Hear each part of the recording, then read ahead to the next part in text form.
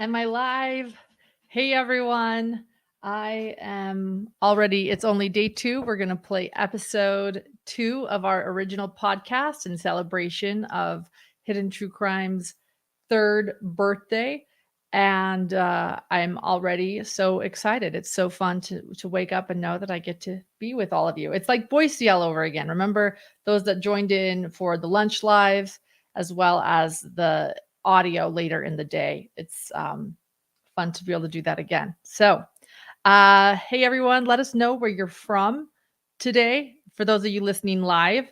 And I'll go ahead and play this, a little background on what we're doing here. Again, yesterday I aired episode 1 of the original Hidden True Crime podcast and shared the origin story and why and how we started. Today we are sharing episode 2. This was published in July of 2020, the beginning of July. And this is, again, we're listening. This is before FOIA documents. This was before a lot of evidence came out. This is before we knew a lot of details. This is before John and I had interviewed anyone or had been able to talk or meet any of these victims that or survivors that were affected by this tragedy. So we'll take a listen. Last week, we started with Chad Daybell. Dr. John said Chad Daybell is the one we need to pay attention to. This week, we're going to be listening to Chad Daybell and the Big Disconnect. Leave your questions and comments in chat. The nice thing about this is because I'm here, I will be able to pay attention to chat because I'm not talking is what I mean. As we're streaming this together, I'll be a big part of chat. So we'll get this started. And thank you everyone for being here. Oh, and then our t-shirt sale for our 3rd birthday is still going on for another day because so many people requested that. So I think some people are perhaps paydays tomorrow or whatever the case may be. We heard you. So GEM10 is the code and the link to the t-shirts is pinned in this chat. So we'll get going. All right, let's see here. I'll start presenting. Thank you everyone for being here. Thank you, DB. Hey, KT. I love to see where everyone's listening from. Yeah, Ontario, Belgium, Washington. That's amazing. Michigan, just outside of Detroit. Croatia. Yeah, it's amazing.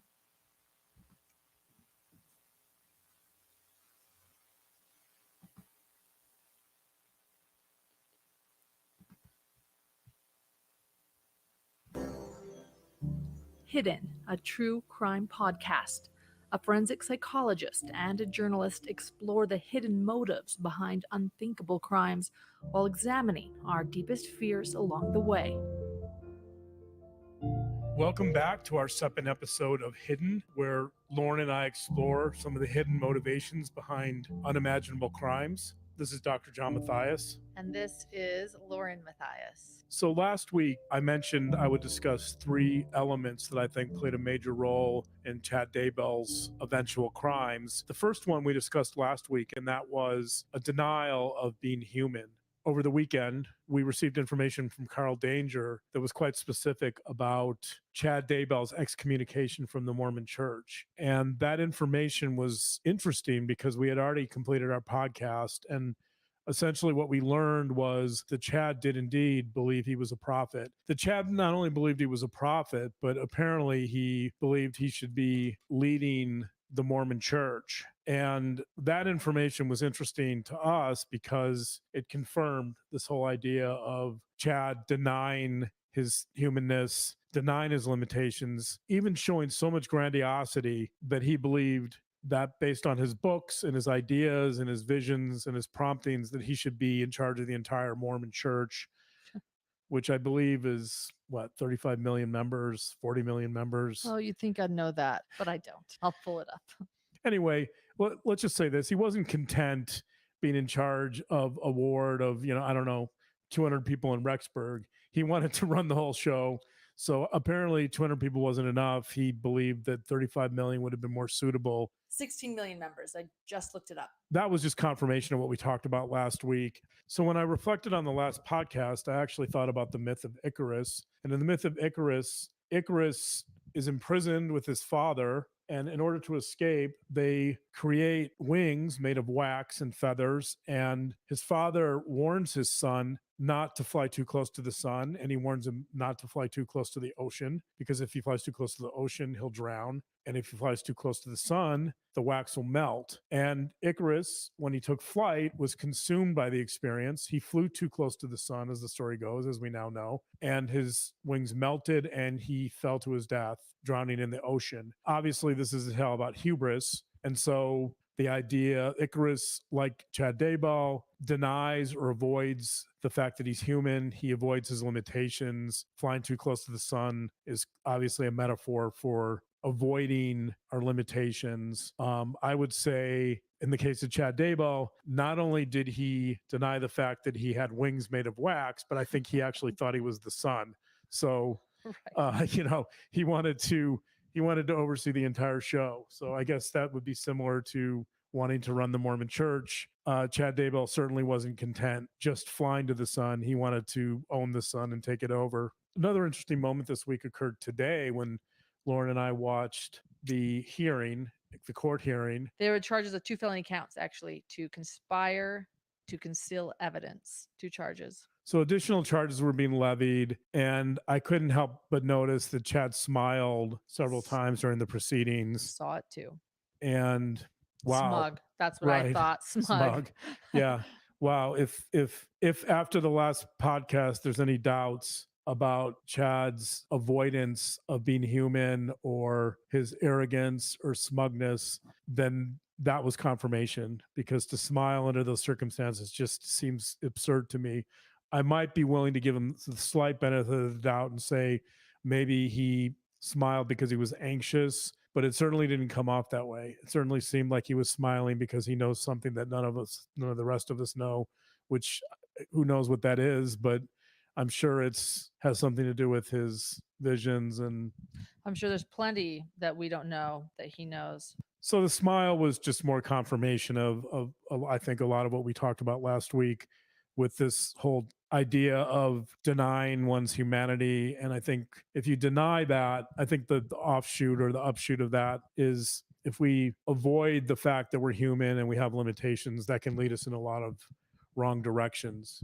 No doubt that led Chad Daybell in a really bad direction. So that was the first thing I wanted to cover. Today, I'm going to focus on the second element that I believe had a major influence upon Chad's eventual behaviors in this situation. And the term I'm going to give, I mentioned this term last week, the term I would use to describe that is disconnection. From a psychological standpoint, the way I would get into that would be to refer to literature described as attachment. So the basic idea, psychological idea behind attachment is that children and even infants as young as 2 minutes old are influenced by their interaction with their caregivers, male or female. Typically that tends to be female, but it could go either way. It could be a male. And in those first moments of life, the infant is seeking some type of comfort. They're seeking some type of interaction. Incredibly enough, they need some type of acknowledgement of their existence. And there was a British psychoanalyst, his name was Donald Winnicott, D.W. Winnicott, who had this idea of what he called annihilation anxiety. And annihilation anxiety occurs in those very first moments of life, maybe even within the first few days of life, when the infant's born and the infant is searching for something to connect with. The infant is in a position where its survival depends upon a caregiver. The infant is looking for comfort. It's looking for acknowledgement. And without that, it's precisely what the term suggests. Without that acknowledgement, there's this deep sense of annihilation. There's this deep sense of non-existence. It's almost as if the self, of course, no child that's 24 hours old is going to have any sense of themselves, but they need some type of affirmation to know that they exist. And I think the most interesting manifestation of this is found with orphans from Romania and Russia that were born and placed in these massive orphanages, and there simply weren't enough caregivers to attend to them. So often they would be left for days or weeks at a time without any human contact. They would sit in a crib. They would sit in a crib and cry, and they didn't receive any human contact. And this would be a classic example of Winnicott, and later Melanie Klein talked about when they talked about annihilation anxiety, which is that the infant literally feels like they're dying. They literally feel like there's this abyss that they've fallen into and there's no end to it. And it's a really fascinating idea to me because it suggests that even in the first 24 hours of life for a human child, that you can do irreparable damage. And I mean, that to me is just mind-boggling. Think about that for a moment. Child's born, doesn't receive any attention for 24 or 48 hours. It's crying for comfort. It's crying for food. It's crying for attention. For acknowledgement. It gets none of that. And in those 48 hours, according to Winnicott, you can irreparably damage that child. That child will never get over that. And so when you think about that, some of my students say to me, all this unconscious stuff is nonsense. I can't see it. I can't touch it. I can't feel it. All this stuff that has nothing to do with the rational mind, this is just hocus pocus. It's nonsense. And my response to that is, what about a child in the first year or 2 years of life when they have no language, when they have no way to express themselves rationally or verbally? I say to my students, don't you think that in those first 2 years of life that there's some influence? Don't you think that children that are being abused during those first 2 years show the effects from that later? And some of them say no, but for the most part, I think there has to be some acknowledgement that those years matter. We have memories, in other words. We might not have those conscious memories of, I remember what I did when I was one, but we have a forming brain and memories of how we felt. Right, exactly. And how it feels to be alive. Yeah, exactly. And so attachment is exactly what you just said. Attachment is largely about a felt sense of the world. So that child that experiences annihilation anxiety in those first 48 hours will never be able to articulate that, but they'll feel it. They'll feel as if they don't belong in the world. They'll feel as if they're disconnected. And they won't be able to explain it, and it's an interesting question about whether that child could ever go back and fill that void. But I think it's possible. As a psychologist who also does clinical work, I want to say that yes, I think it can be filled. It's hard. But as you and I both know, we have friends who have adopted kids from orphanages, and those kids are pretty damaged. Not to get too specific about this, but it's heartbreaking. It's heartbreaking. We love these children. And these kids have been given a lot, and the parents that adopted them have tried so hard, and yet they just can't bring them back from the precipice. And it's really sad. And it's not the children's fault. It's not the parents' fault. Right. So if a child is laying in that orphanage and is ignored for the first week of its life, according to Winnicott, that child is going to, for lack of a better term, feel the abyss. That child is going to feel as if it does not exist, as if it's never been acknowledged by another human being. The reason I bring this up is because we're talking about disconnection. We're talking about attachment. So I think that's a really stark metaphor for and the importance of infants to connect with their caregivers. There's two types of attachment. There's secure attachment and insecure attachment. And there's three types of insecure attachment. But for the sake of simplicity, let's just divide it up into secure and insecure. What happens in attachment is that children begin to develop mental maps of the world, and they begin to develop mental maps of relationships. And so that sets the stage for everything else. They begin to develop a sense of trust in the world, and they begin to develop a sense of security and safety. Though all of those things, that sense of safety, security, and trust, are a part of that mental map. As early as 2 or 3 years old, that map will set the stage for every other relationship in that child's life. So the idea of becoming attached becomes really important for later life, because in some ways it's the precursor to everything else. Securely attached children tend to show good self-esteem. They're capable of intimacy. They're capable of sharing their emotions with others. They're capable of seeking out support. They're capable of developing connections to other people in a healthy way. And insecure attached children, on the other hand, tend to be very disconnected. All of the things I just mentioned for securely attachment children The opposite would be true for insecurely attached children. They have poor self-esteem because they can't connect to other human beings. They struggle with intimacy. They are very uncomfortable expressing their emotions. In fact, most of them will bury their emotions and they'll see their emotions as a sign of weakness. They aren't able to connect to others. They aren't able to develop ties to the community. If we're wondering how attachment plays into later criminal behavior, I hope this begins to explain some of that. The reason why it's relevant to later criminal behavior is precisely because the lack of a secure attachment essentially leads to disconnection. Or another way to think of it is, if you're not attached, you're detached. And if you're detached, you're disconnected. The more disconnected you are from others and the more disconnected you are from the community, the more antisocial you're likely to become. And we know that antisociality is the number one risk factor for future criminal behavior. It's very easy to tie this idea of attachment back to potential criminal behavior and as a risk factor for potential criminal behavior because there's no connection to others. And without being connected to others, you're much more likely to be comfortable engaging behaviors where you harm others. To clarify, that does not mean that someone that has an insecure attachment is going to be a criminal. Right. Yeah, absolutely. It's a risk factor. Right. You can be insecurely attached and you can express that in other ways. You can become a drug addict, or you can use it to become a CEO. It can drive you to therapy. It can drive you to therapy, right. Where you can discover more about yourself and learn how to have better relationships. Right. So insecure attachment it's not a guarantee of future problematic behavior. It's just a risk factor. And actually, in the last couple of years, there's been some really strong research suggesting that insecure attachments are highly correlated with future behavior.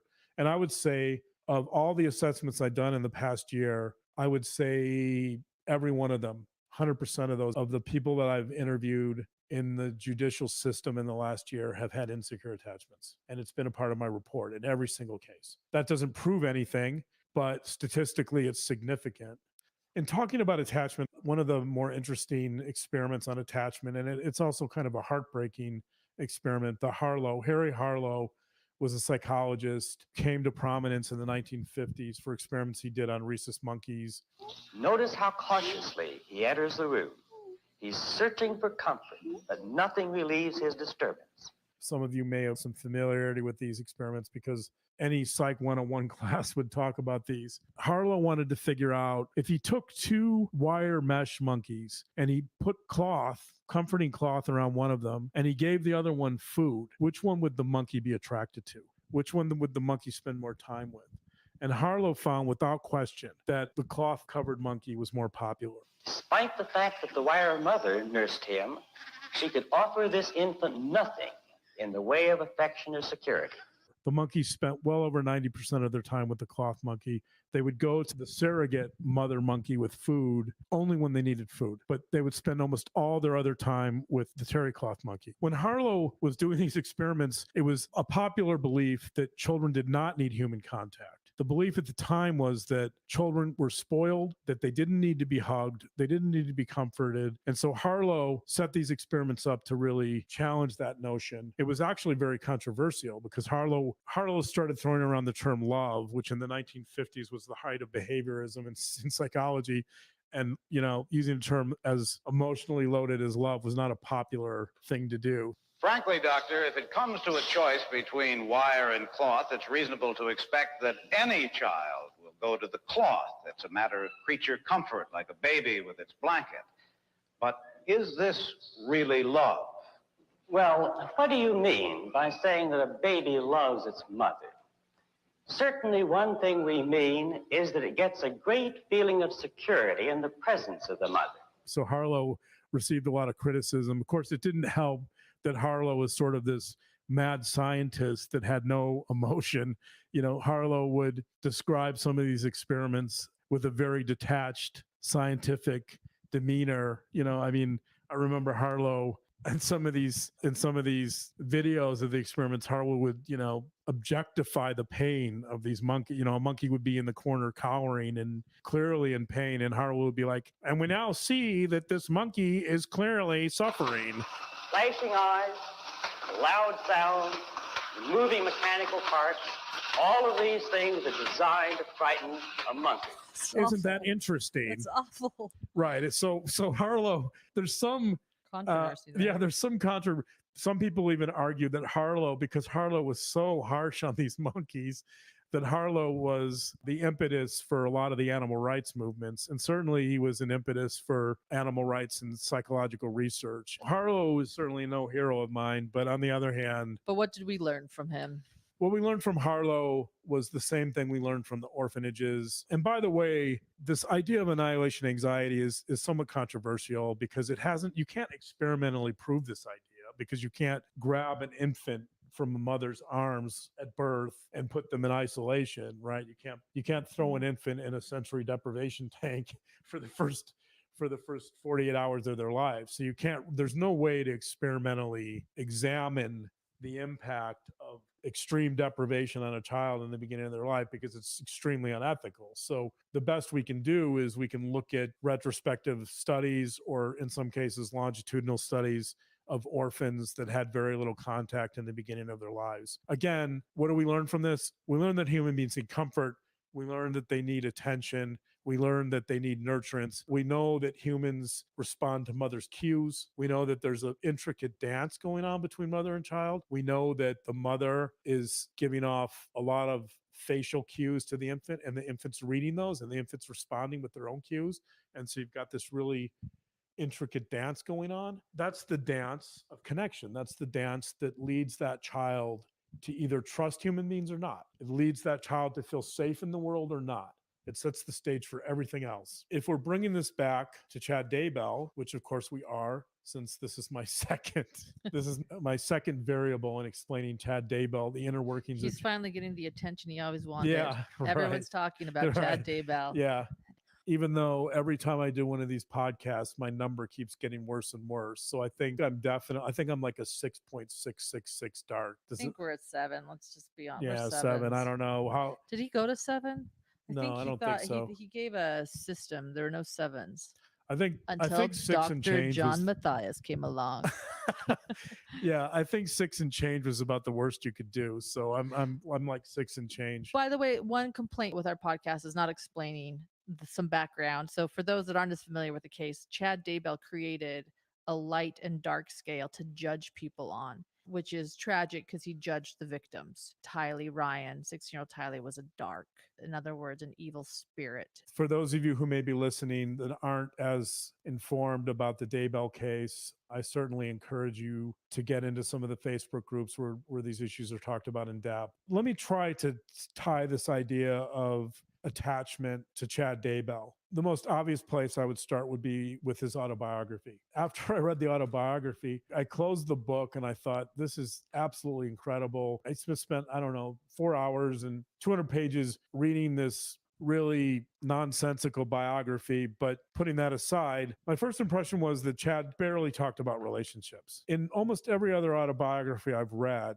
relationships are central. In fact, if you think about most biographies, it's the parental relationships and the sibling relationships and the relationships with spouses and children that are highlighted. In Chad Daybell's biography, what's highlighted are his near-death experiences, his visions, the New Jerusalem. Like essentially, Chad Daybell's autobiography is, I think, in many ways, a setup for his later bid to become a prophet. He spoke more about his ancestors, his great-grandfather and grandfather that had died, than he did his own siblings or parents or wife. Yeah, he barely talks about his children. He doesn't talk about his children with any depth. If you were to ask me, can you tell me how Chad feels about one of his kids, I'd say no. I mean, I knew that they were born. I knew that he expected them to come into the world, but that's it. I know nothing about his children. He barely talks about his wife. He mentions his dad a little bit, but he mentions his mother 3 times in the entire book with no depth. Not only is his mother a minor character, she's not even a cardboard character. I don't even know if she's a character. I thought the most interesting story that he told about his mother, one of the 3 times she was mentioned, was his birth story, which was, his mother was pregnant. And so his father took his mother on a bumpy ride in the car, and that induced labor. Thus, his dad is even responsible for his birth story. Right. The father's the hero in the birth story. The mother was this passive passenger in the car who happened to be bumped enough to give birth to Chad. So, the credit goes to dad. Welcome to the world, Chad.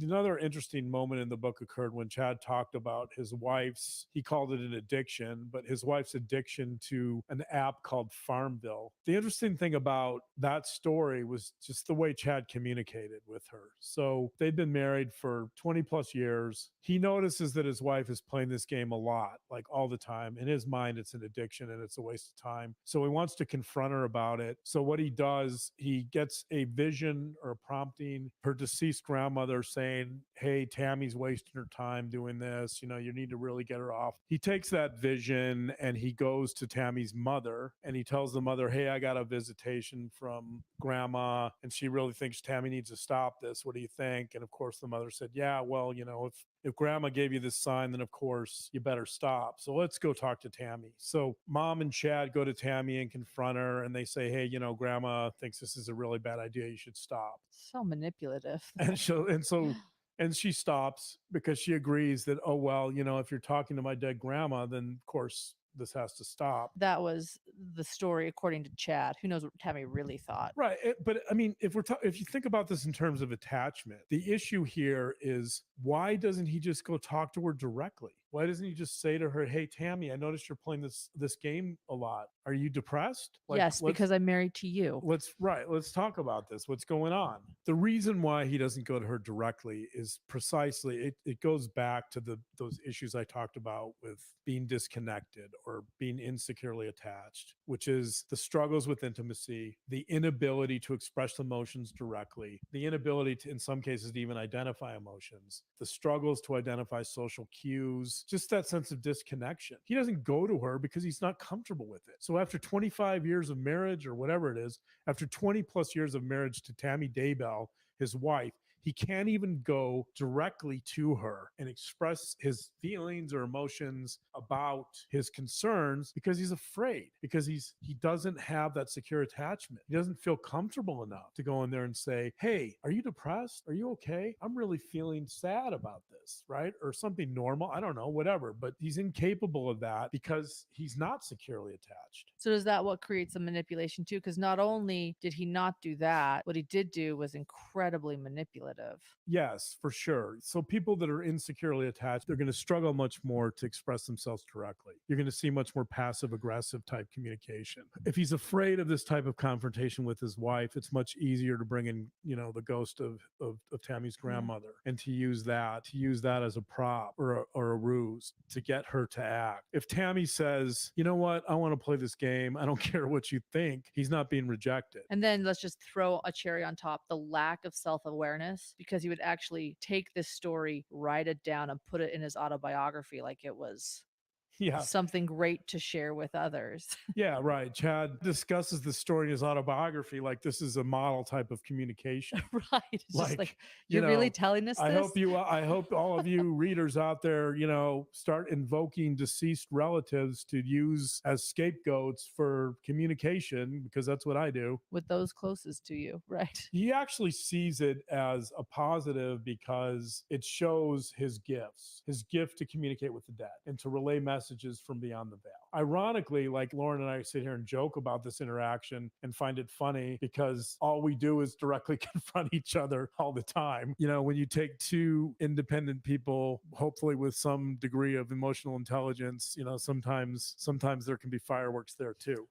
But everything's out in the open for sure. Ironically, Chad is using this story as an example of his prophetic gifts. And to say something about Tammy, because she was not there to tell her side of the story, nor is she with us now because she likely murdered by Chad. I just want to say this too. I once played a video game a lot, and it was when I was in an extremely abusive relationship, emotionally abusive relationship, and I did not know what else to do. And I was so depressed. And so I just want to give that voice to Tammy a little bit as well. When you were in that relationship and your ex was gone all the time, I know you talked about, this is ironic that we're doing a true crime podcast, because didn't you talk about watching Dateline every night?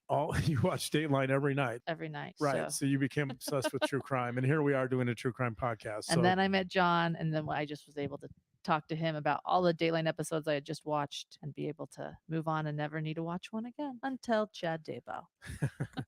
Right. You didn't want to watch when we wanted to do one. Right. The second idea of what I call disconnection is related to the psychological literature on attachment. To me, at least, it seems fairly clear that the second variable we need to look at in understanding Chad is attachment. And in this case, his lack of attachment or his detachment from healthy relationships, his detachment from or any relationship. Right. That was another theme in his autobiography was there's definitely a sense in there that he didn't have a lot of friends in childhood. You get the sense that he was a very isolated child. I mean, he didn't really talk about that, but you get the sense that he was very isolated as a kid and that he felt he was special. You know, this theme of being special, this theme of denying his humanness is a very common theme in that book. And then people not noticing when he was young, not noticing him. Right. The world is full of people that are detached and they don't all end up with 2 innocent dead children in their yard. How does this make Chad Daybell? What Chad Daybell did was so evil. You can't draw a direct relationship between being detached and killing kids, but it's a foundation. We have to take a series of steps. We have to take a series of small steps to get to the point where he kills these kids. I mean, and honestly, we don't even know. We don't know who killed them. We know that he was involved, but we don't know. We know that they were in his backyard, but did he actually commit the murders? Probably not.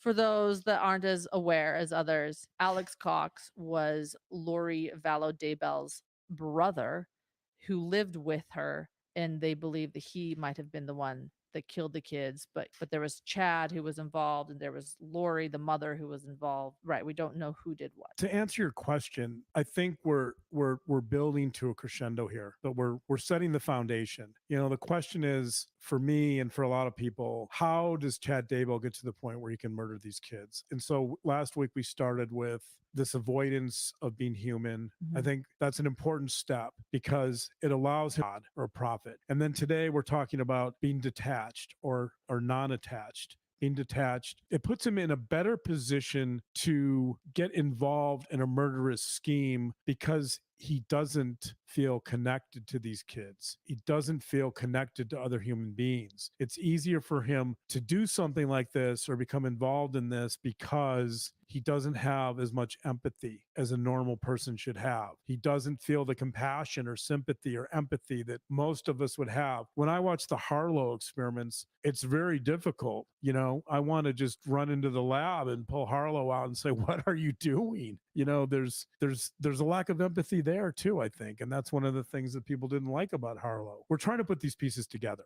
Mm-hmm. We're taking some steps. We're building the foundation. Next week, we're going to have the third step in that foundation. That step is closed-mindedness, for lack of a better term. And we're going to talk about that in the next podcast. But I want to cover the 3 foundational steps first. And then I want to start building upon those with additional pieces until we get to the point where all of this makes sense. But I don't think we can put the pieces together without building that foundation.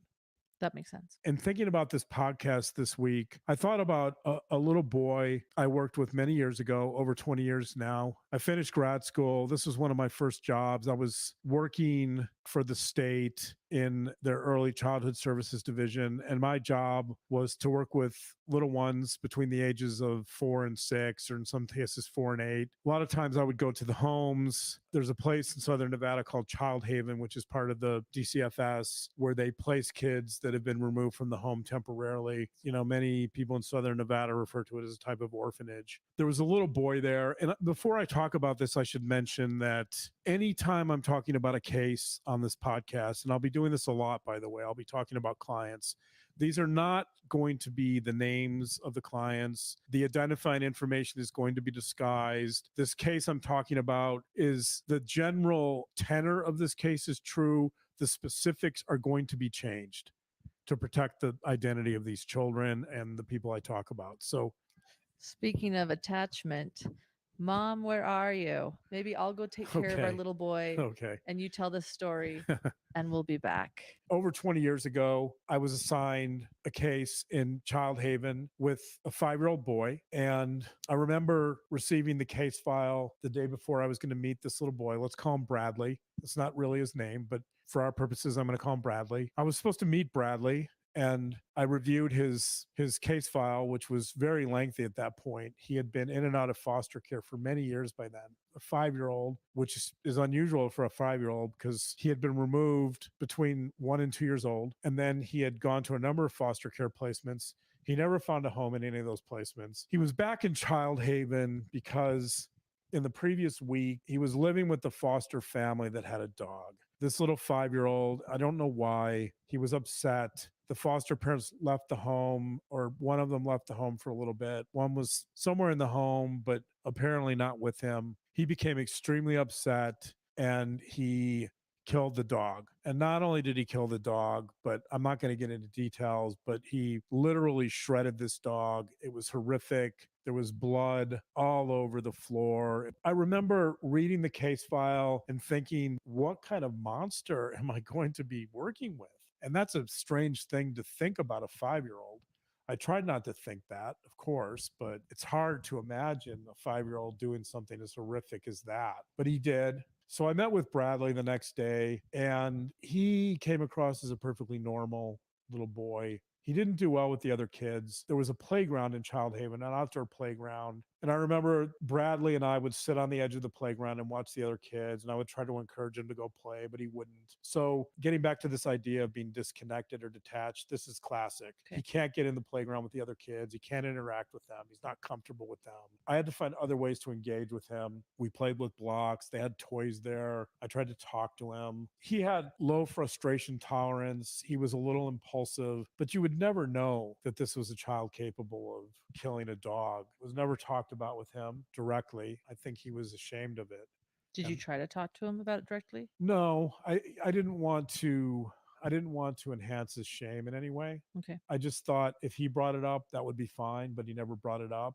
With a child, I think you have to be really careful. This is a kid with so much shame and so much trauma. His background was that he was sexually and physically and emotionally abused almost from birth. He had cigarette butt burns all over him. I don't want to get into his history too much, but it was horrific. He probably should have been removed before a year. He wasn't. He was removed after a year. So here he was in the system. And I would get down on the floor with him and play. And I just tried to get to his level and tried to relate to him. And I just tried to be kind and to normalize whatever negative experiences he was having with adults. There were a couple times when foster parents were considered for placement, and they would come in and I would meet with them and I would see how they interacted with him. I think it was after about 4 months, another foster parent entered the picture and he was going to go live with them. And at that point, I was going to exit the scene. And I remember my last day with Bradley, we were out on the playground and there was this little turtle, plastic turtle. Bradley went over to the turtle and he sat on it. And I remember going over there with him and he was sitting down and I was standing up. And it was probably the last 5 minutes of my time with him. And I remember he looked up at me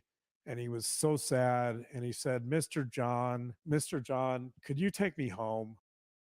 I remember thinking in that moment, would that be an option? I had grown attached to this child. I felt very badly for him, but I was fresh out of grad school and I was single. It just wasn't a realistic possibility. And I think, honestly, I was probably a bit afraid about approaching that idea. But this is a kid who, once again, was reaching out for some type of connection to another person. And he felt comfortable with me and he felt close to me after only 4 months, which that in and of itself is sort of sad. But that moment still haunts me to some degree because it always makes me think about Bradley and how he's doing. I hope he did well. Hope he's doing well. A couple of times over the years, I reached out to some of my contacts in Child Protective Services to see if they knew anything about him or if he'd been in the system. And it appeared that he hadn't. And that was a good sign. But he could have moved. He could have left the state. It's hard to know. But I think probably the most important thing that Bradley taught me is that he really forced me to think about the idea of home.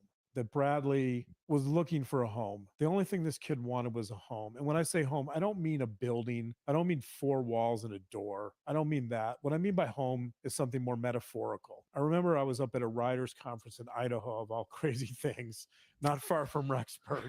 I was up in an Idaho. Daybell country. Yeah. One of the speakers was Colin McCann. He's a Pulitzer Prize winning writer. And he talked about the idea of home.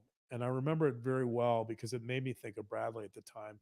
And what he said, which still resonates with me, is the most important issue for all human beings is finding home. And that could mean a lot of things. But for a psychologist, for me, what that means is figuring out who we are and figuring out where we belong. Those are two really hard questions. Most human beings never figure out who they are, and they never figure out where they belong. And McCann said that his job as a writer was to try to bring that issue into play time after time, because it's the thing that we struggle with the most. In thinking about this issue the other day, I thought about Bradley, and I thought about this idea of home. And I also thought about Chad Daybell, and I thought about something that one of my mentors used to talk about, which was a Buddhist idea. It's called hungry ghosts. And I thought about Daybell because Chad Daybell was obviously obsessed with ghosts and believed that he communicated with ghosts and that he lived on the edge or with or around ghosts. And that idea comes up in his books over and over.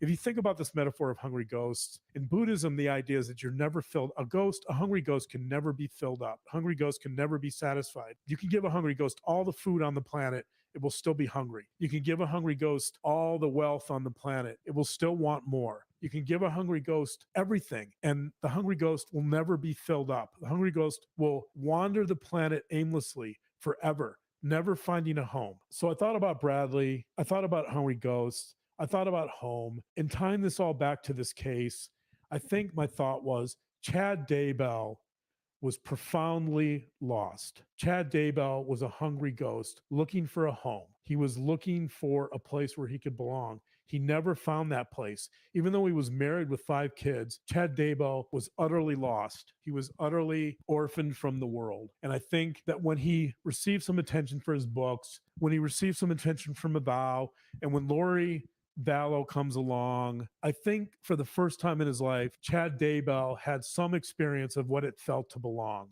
And I think in that moment, Chad Daybell also started to discover, wrongly, I think, but he started to think that he was figuring out who he was. Unfortunately, that discovery entailed him being a prophet, and we obviously know where that led. Once he became convinced that he was a prophet, and he felt some sense of belonging, I think in some sense he was unstoppable. But the common theme here is that Chad Daybell, really underneath all of this, Chad Daybell was lost. Chad Daybell never found his home. There's irony there because the first thing I remember seeing about Chad Daybell was a video that's now on YouTube, someone interviewing him in Idaho about one of his books, One Foot in the Grave, his time as a cemetery sexton. And he spoke very matter-of-factly about a ghost in the graveyard that wouldn't go away or wouldn't go home, and that Chad had to take the responsibility of telling this ghost to leave. And so right when you told me that, that was the first thing that came to my mind. He was buried right next to my office. Well, about 4 days after his burial, I think he stuck around because I started having locks picked here and there. We had a lock on our compound where we'd keep the backhoe, and I would check it every night. But once Eddie had passed away, and it started opening every night. And then another lock on a shed nearby, he had actually unlocked and hung about 2 feet above the door. And I knew it was Eddie, it just had to be. And I kind of told him, it's time to go to the light, Eddie. And he gave one last ditch effort, I guess. The next morning I found the garbage can shoved in front of my door. The locks were all opened again. And finally I just was quite stern with him and said, go to the light, it's time to move on. And that stopped the lock picking. How much projection is there in that moment when he says, yes, I spoke to ghosts at the cemetery and there's this ghost and I had to tell him to go home. I started off by talking about annihilation anxiety in orphanages. And here now I'm returning to this idea. An orphan is someone without a home. Chad Daybell was an orphan to the world. And I think that created a lot of problems. Is there a direct connection between being lost and an orphan in the world, or homeless and murder? Probably not. But I think it's a theme that recurs in many criminal cases. You're painting, to me, a pretty bleak picture for those that are insecurely attached or thinking that they might be insecurely attached. Any hope at all? I don't believe I would have entered this field if I wasn't hopeful about human beings' abilities to change. So, yes, there's hope. On the one hand, there's a fairly significant amount of research showing that attachment styles are stable over one's lifespan. So, I guess that's the bleak part. Some research suggests that we can predict with up to 85% accuracy someone's attachment style is, if we know what that attachment style is, as early as age 6. It's definitely a very stable pattern of relating that tends to stick with us throughout life. However, there is some good news. The good news is we can change it. My evidence for that comes from a psychiatrist by the name of George Valiant. He was a major part of the Harvard study of adult development, which followed a group of Harvard graduates from the 1940s over the course of their lifespan. Most of them now are quite old and they're near the end of this study. Many of them have died, but many of them are still alive. And Valiant was able to look at, among other things, mental health issues, economic issues, employment issues. He looked at probably more variables than anyone has ever considered in a longitudinal study. So it gives it a lot of validity. The downside is that it's only men. So Typical. in terms of being able to generalize from this study, perhaps it's somewhat limited. What Valiant discovered, which I think is extraordinary, is that there's essentially two ways that we can change. One of those ways is that as we move out into the world and we interface with larger systems, jobs, organizations, clubs, groups, religious organizations, churches, as we move out into the world and we interact with larger systems, those systems in some ways become surrogate families. And it's within those systems, if we can find healthy systems that can serve as surrogate families, we have the chance to really grow and develop and change within those systems. I can give you an example of 5 or 6 years ago, I was the clinical director of a community counseling agency in Las Vegas, and we had decided to hire a therapist who we had some reservations about, but for the most part, the staff liked this person. We hired this person. Our clinical staff consisted of about 12 therapists. We were a tight-knit group. We would interact a lot. We were very open. I'd like to say that I think we had a lot of qualities of healthy families. She joined us every week. She was coming into my office and telling me everything I was doing wrong, and that was fine. I'm happy to get feedback. She was criticizing me about my group. She was criticizing me about some of my advice or thoughts in our clinical staff meetings. So that was fine. It might have been a little bit of a red flag, but I wasn't too concerned about it. Then within about 3 months, she showed up to work drunk a few times. And now we had a more serious problem because obviously a therapist has to do some difficult emotional work, and I don't want someone showing up at work who's impaired. But things became dire when 2 of her clients called me and complained that she was being abusive towards them. Wow. Once that was confirmed, we had to let her go. Quite obviously, we're not going to retain a therapist who is being emotionally abusive towards her clients. During the exit interview with this person, I asked her for some feedback about our organization, and she proceeded to tell me that it was me and it was the therapist and we were all incompetent. We didn't know what we were doing, that she had all the answers. I think the reason I bring this up is because our organization was an example of a fairly healthy organization that was able to bring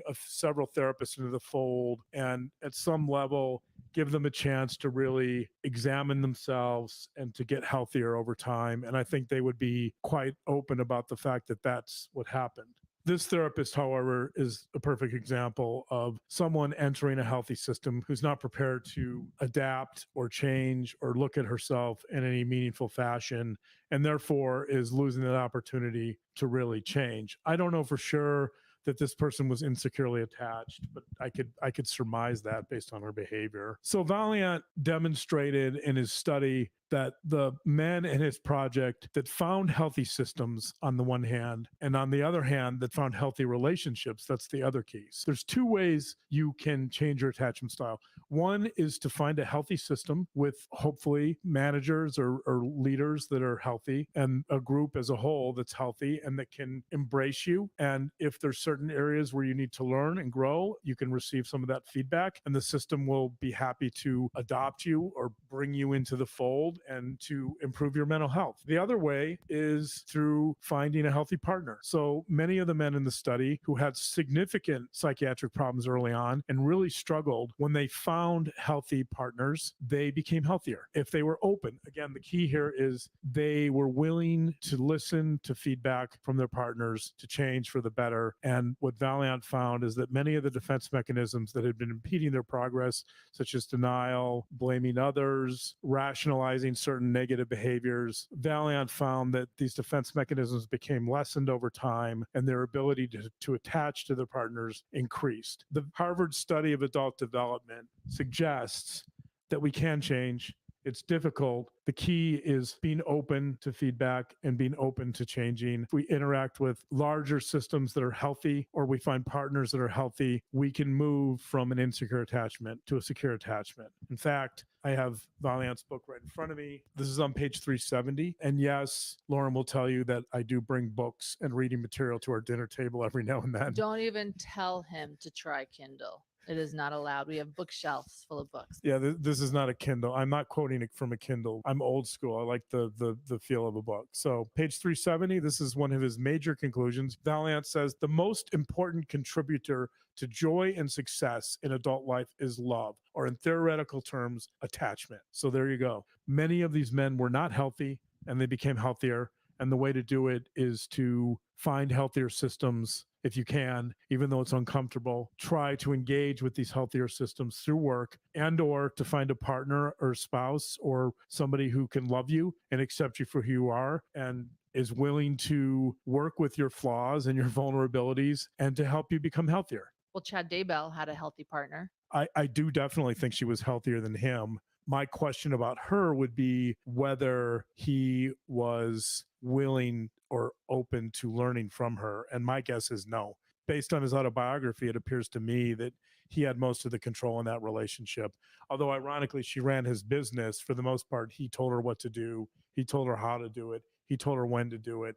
So it's not really a reciprocal relationship. Although, unfortunately, the study is just men. This is not a case of women rescuing men. It simply happens to be a situation where these men were willing to look at their flaws and to change with whoever that partner was. Rescuing men is not a healthy relationship. No, right, exactly. If Tammy had taken on Chad as a project, then obviously that would not have been healthy. In the study, most of the spouses were much more emotionally and mentally healthier than their husbands. It wasn't as if they were forcing them to change, or it wasn't as they saw them as a project. It was more that they saw the potential in these men, and more than anything, the men saw their shortcomings and were willing to change because they wanted love, because they wanted to be attached to these healthier spouses. What's that quote you always say when we have disagreements? Not the one about me being right, the other quote.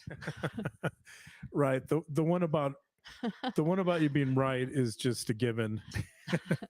I think the quote you're talking about is sometimes when we're disagreeing over certain things, and I feel like maybe we're being a little too stubborn with each other. Never happens. Yeah, right.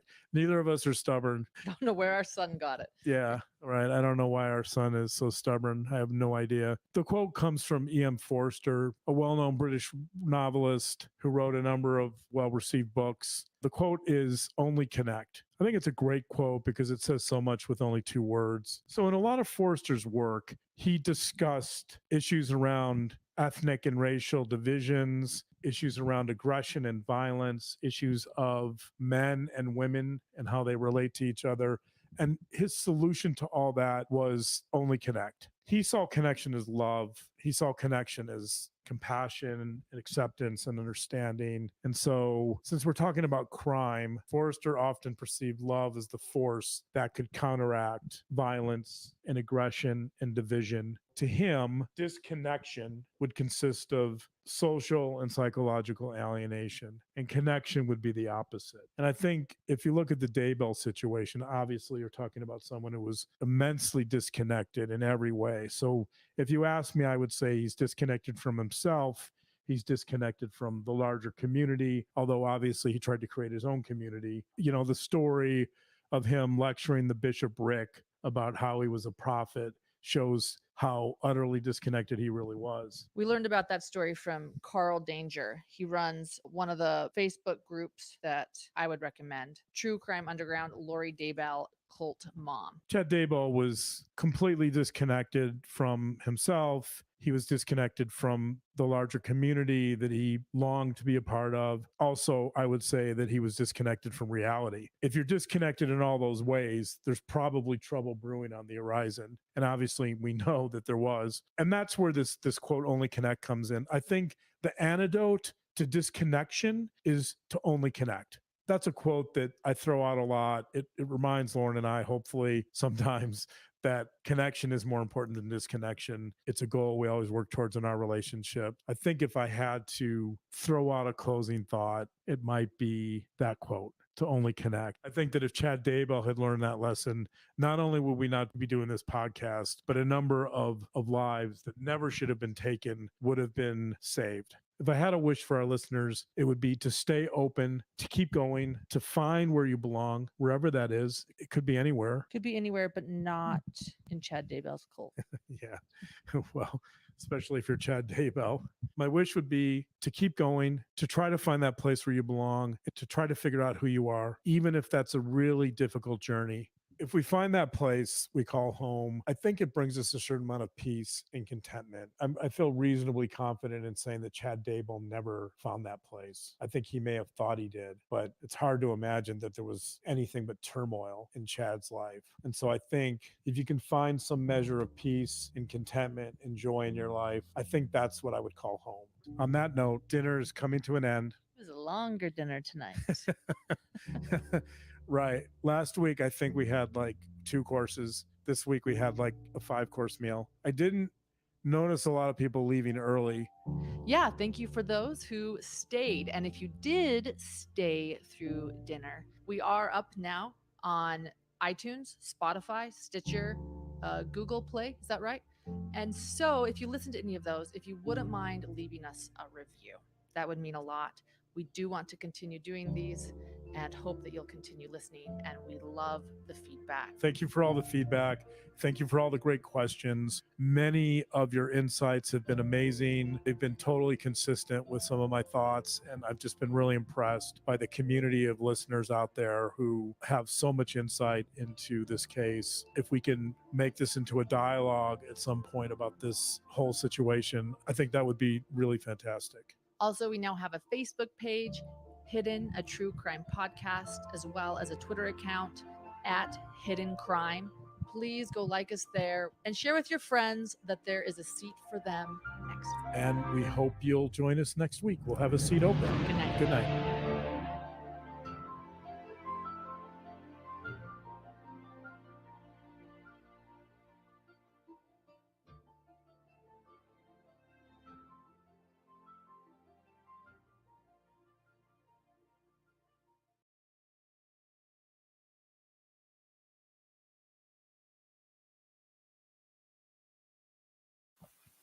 We will see you guys tomorrow for episode 3. See you guys. Bye.